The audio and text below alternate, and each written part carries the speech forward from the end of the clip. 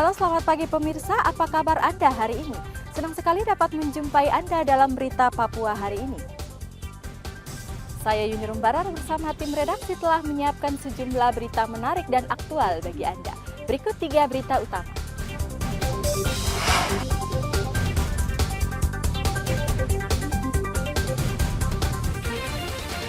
Perahu yang membawa 8 orang di Asmat terbalik dihantam gelombang, 1 orang masih hilang.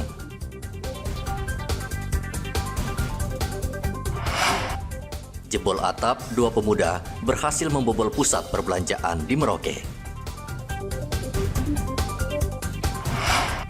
Perayaan Imlek di Merauke berlangsung meriah dengan atraksi barongsai.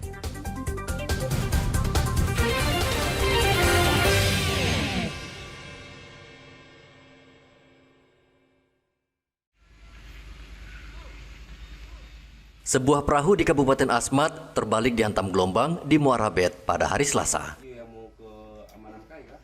Perahu antar kampung itu memuat 8 orang penumpang. Saat kejadian, perahu dari kampung Atsi sedang menuju ke kampung Komor. 7 orang berhasil selamat karena bisa berenang, sementara 1 orang masih hilang. Kepala Posar Asmat, Wagianto, mengatakan hingga Rabu kemarin pihaknya masih mencari 1 korban bernama Boas. Pencarian hari pertama korban Katinting terbalik yang diterjang ombak di Kalibet, Distrik Atsi, Kabupaten Asmat, Papua Selatan.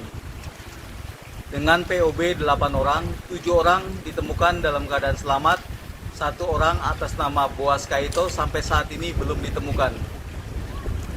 Tim SAR gabungan yang terdiri dari 3 personil Basarnas, 1 personil TNI Angkatan Laut, 1 personil TNI Angkatan Darat Satgas 141, dan 1 personil Polsek Atsi telah berangkat pada pukul 07.45 menuju lokasi kejadian. Cuaca hari ini di Kabupaten Asmat tinggi gelombang kurang lebih 1,5 meter dan angin 16 knot. Warga diimbau waspada cuaca buruk karena curah hujan yang tinggi dengan angin kencang sangat berbahaya bagi perahu berukuran kecil.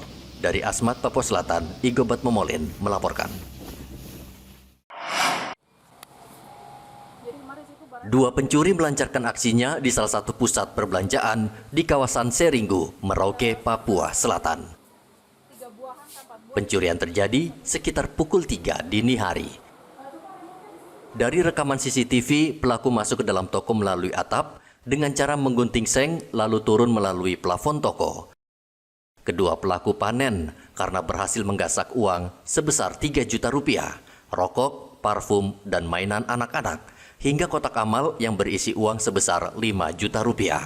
Yang diambil apa saja nih dari kejadian semalam itu? Kalau dari CCTV yang kita lihat itu coklat, rokok, es krim, ada parfum, ada mungkin sebagian kayak sampo, mungkin ada body juga karena dia menyeluruh. Menyeluruh dia, ya? Menyeluruh tiap blok. Kalau rokok itu kira-kira kerugiannya berapa kalau rokok aja? Rokok kalau diuangkan paling sekitar ya mendekati 5 juta adalah. 5 juta ya, jadi untuk keseluruhannya semuanya berapa? Yang mendekati 10 kayaknya sih ada. 10 ya? Nah kalau kotak amal ini isinya berapa? Kotak amal ini sudah dari tahun lalu terakhir diambil. Biasanya kalau diambil itu kita nggak pernah hitung sih, tapi kisarannya berapa? Kisaran 5 jutaan ada. 5 jutaan ya, berarti kurang lebih 20-an ya habis ya? Ya sekitaran dengan itu. barang ini ya? Ya. Nah kalau pengamatan Anda di CCTV berapa orang itu pelakunya? 2 Dua tapi orang kayaknya ya? lebih. Lebih ya? Itu 2 yang masuk. Yang mungkin yang sisanya menunggu di bagian atas di atap karena dia jebol lewat atap. Dia gunting seng baru masuk. Masuk begitu ya? Lewat belakang jam berapa kira-kira itu? Itu sudah mendekat subuh karena subuh sudah ya? jam 3 lewat. Sudah jam 3 itu ya? Ya makanya mungkin karena dia sudah panik dari masjid sudah Bunyi, dia sudah panik di belakang, dia barang-barang dia tidak sempat bawa semua naik. Oh gitu. Karena itu kan celahnya sempit ya? sedangkan yang dia mau bawa tuh di bawah banyak, jadi tak hamburan di bawah sisanya itu. Polisi saat ini masih mengejar pelaku.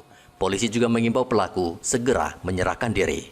Muhammad Ridwan melaporkan dari Merauke, Papua Selatan.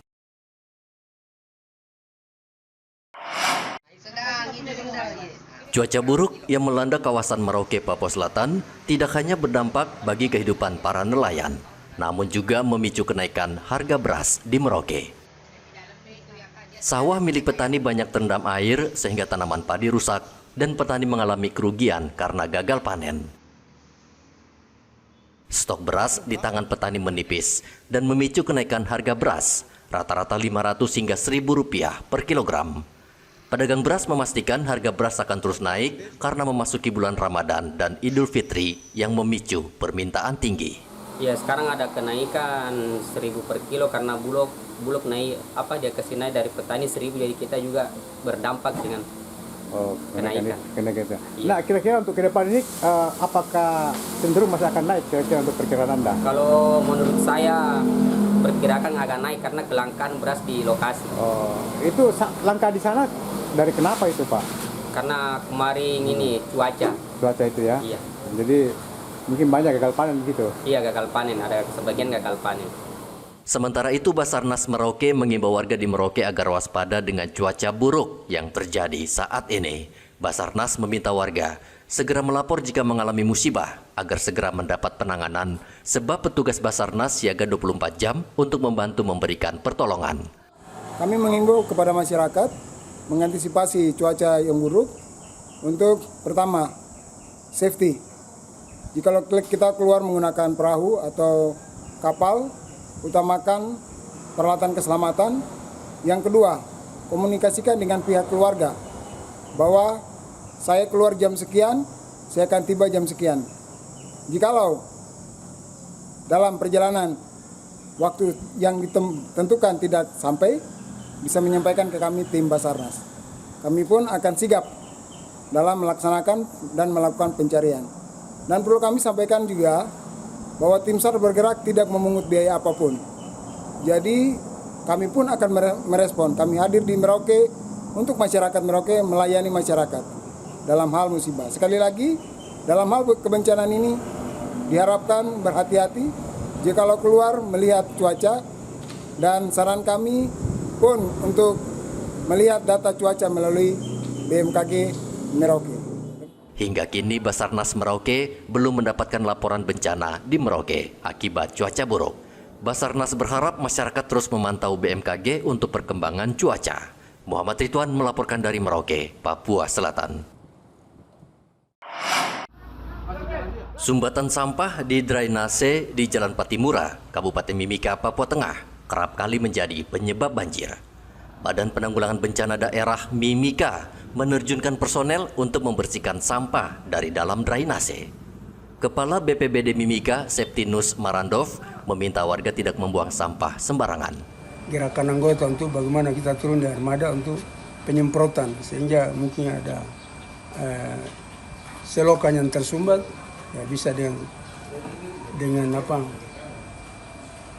kita turun ke lapangan, akhirnya air di selokan Patimura bisa berjalan. Tersumbat itu karena ban mobil, ada ban mobil yang masuk di situ, kami sempat keluarkan juga. Terus kita semprot buang ke jembatan, jadi dari aliran sungai sudah, ya kemarin kita air sudah lancar. Kita himbau kepada masyarakat, peran penting RT itu sangat dominan, karena RT itu kan dibayar oleh negara, dia juga digaji oleh pemerintah, sehingga dia perlu mensosialisasikan ke masyarakat supaya jangan membuang sampah sembarangan. Nah, akibatnya kan nanti mereka warga yang merasakan banjir di situ, air tergenang, sehingga RT juga berperan penting. Lurah, apalagi camat itu bukan duduk di kantor, harus turun ke lapangan. Warga juga diingatkan tentang perda pembuangan sampah, karena jika ketahuan warga yang membuang sampah di luar peraturan akan didenda sebesar Rp50 juta. Dari Mimika, Papua Tengah, Igobat Momolin melaporkan.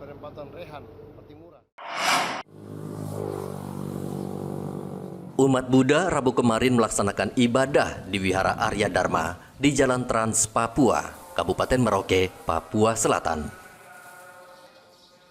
Sejak pagi umat Buddha mendatangi Wihara Arya Dharma Jaya. Jumlahnya tidak banyak karena jumlah umat Buddha di Merauke sekitar 90 orang. Usai melaksanakan ibadah, digelar atraksi barongsai yang berlangsung meriah di dalam wihara karena banyak warga yang berdatangan untuk menyaksikannya. Samin, Ketua Majelis Warga Tionghoa di Merauke, berharap di tahun baru Imlek, semoga seluruh bangsa terlepas dari berbagai musibah dan bencana, dan Yang Maha Kuasa memberikan kesejahteraan bagi umat manusia. Sebagai keluarga besar suku Tionghoa di Indonesia, mungkin bisa lebih memberikan kepedulian kepada sesama, terutama yang tadi tertimpa musibah. Tapi memang harapan-harapan kami di tahun baru Imlek ini, semoga hari-hari di tahun baru ini lebih baik daripada tahun sebelumnya. Mungkin yang kita doakan adalah kemakmuran, kedamaian untuk semua masyarakat Indonesia. Termasuk perekonomian juga Bapak ya? Benar, termasuk perekonomian. Ya. Itu salah satu hal yang kita doakan adalah kemakmuran buat semuanya. Ya. Perayaan Imlek di Merauke juga berlangsung meriah dengan atraksi barongsai di sejumlah fasilitas umum seperti di mal dan terminal untuk menghibur masyarakat. Muhammad Ridwan melaporkan dari Merauke, Papua Selatan.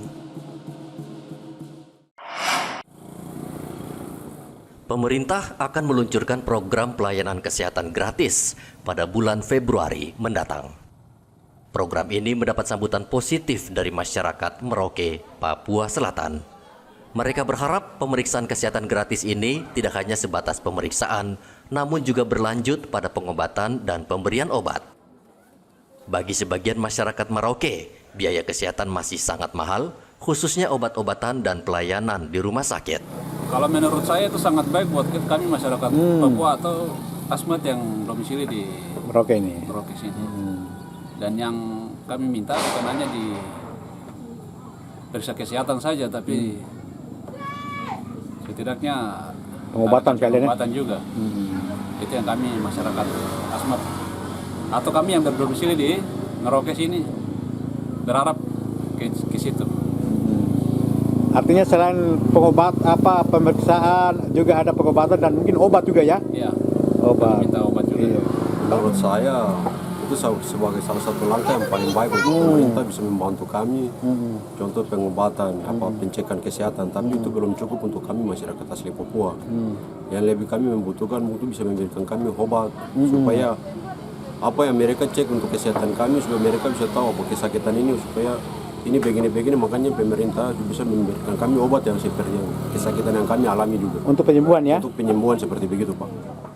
Pada bulan Februari, pemerintah akan meluncurkan program kesehatan gratis serentak di seluruh Indonesia. Program ini tentu sangat ditunggu kalangan tidak mampu. Pelayanan kesehatan gratis ini juga berlaku bagi masyarakat yang belum memiliki BPJS. Hanya saja, pelayanan kesehatan gratis ini baru mencakup pelayanan pemeriksaan awal atau screening. Jika ditemukan penyakit, pasien harus dirujuk ke rumah sakit dan harus menunjukkan kepesertaannya pada BPJS.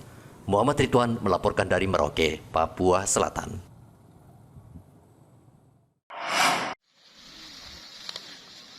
Gabungan Ormas Islam, pemuda dan anggota Polda Papua Barat menggelar kerja bakti di Pulau Mansinam.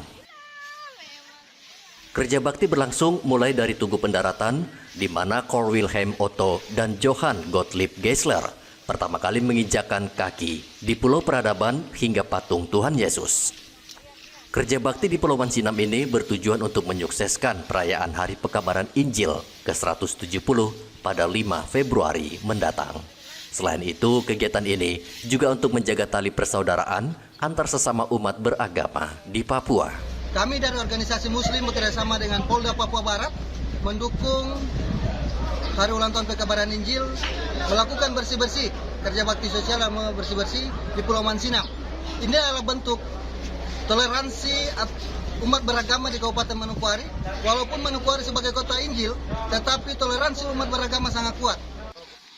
Sementara itu, Kapolda Papua Barat, Irjen Joni Edison Isir, meninjau langsung lokasi yang akan dijadikan puncak perayaan Injil masuk di tanah Papua. Pada seluruh masyarakat Papua Barat, terutama Manokwari, mari kita sukseskan peringatan Pekabaran Injil ke-170. Kami dari Polda bersama-sama dengan Pak Direktur Kamapta Polda Papua Barat dengan sahabat Polisi Indonesia dan seluruh aliansi, kita mendukung, mensukseskan dan mengamankan perayaan Kabaran Injil ke-170 di tahun 2024. Pulau Mansinam berjarak tidak jauh dari pusat kota Manokwari.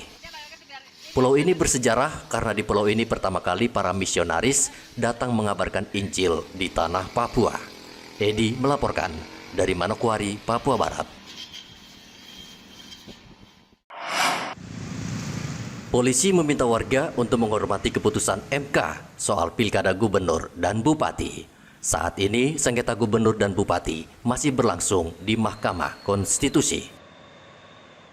Kasih Humas Polres Merauke AKP Prisutejo meminta seluruh pendukung paslon tidak melakukan hal negatif saat hasil keputusan MK keluar. Terkait dengan sengketa pilkada Bupati dan Wakil Bupati Kabupaten Merauke yang saat ini sedang bergulir di MK, kami dari Polres Merauke menghimbau kepada baik itu pihak-pihak yang bersengketa, tim sukses maupun simpatisan agar nantinya dapat menerima apapun hasil yang diputuskan oleh Mahkamah Konstitusi. Mari kita sama-sama menjaga situasi dan kondisi Kamtipmas Kabupaten Merauke dan sekitarnya untuk tetap aman dan kondusif. Warga juga diimbau tidak memposting kejadian atau isu yang belum tentu kebenarannya, sehingga akan memicu gejolak di masyarakat. Polres Merauke saat ini juga rutin berpatroli di sejumlah wilayah rawan dan berpatroli siber. Muhammad Ridwan melaporkan dari Merauke, Papua Selatan. Informasi tadi sekaligus menutup jumpa kita dalam berita Papua hari ini. Akhir kata, saya Yunirum Barar bersama tim redaksi yang bertugas mengucapkan terima kasih atas perhatian Anda. Selamat pagi, Wanyambe.